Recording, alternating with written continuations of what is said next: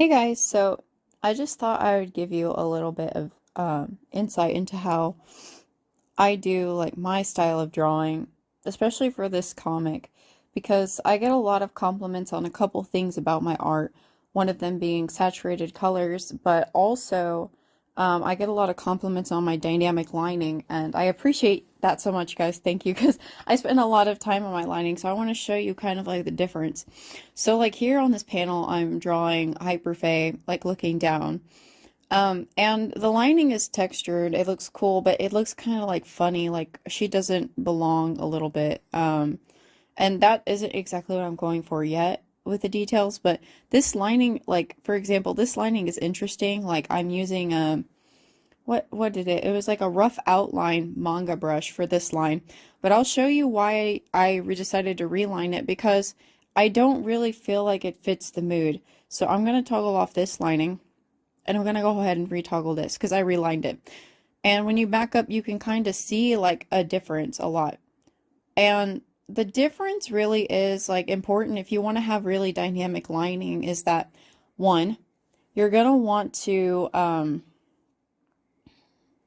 you're basically gonna want to have it go in and out. So like here, you can see on this my lining kind of not only includes like a thickening of the lining, but like a subtle implication of like the shadow with the lining.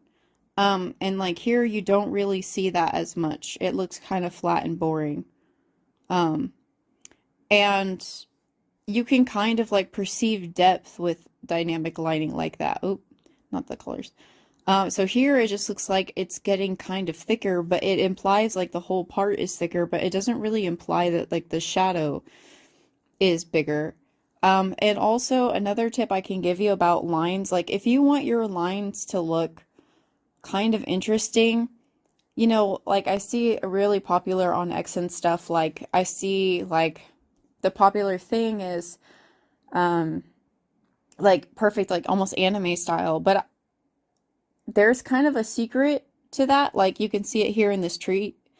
Like I think my tree looks pretty cool, pretty interesting. I have like a standard made up for how I want to draw trees now. But perfect lines are kind of boring. Like you're gonna want to, if you want your art to stand out, you want them to almost look a little messy and imperfect. Like it's kind of like perfected imperfection because imperfect lines also give like this feeling of like personal touch. And I think a lot of people really appreciate personal touch. It's kind of charming too. So if you enjoy these kind of like tips or like little insights on dynamic lining and stuff, please let me know in the comments and leave a like, subscribe, whatever. Have a good day. Thanks. Bye.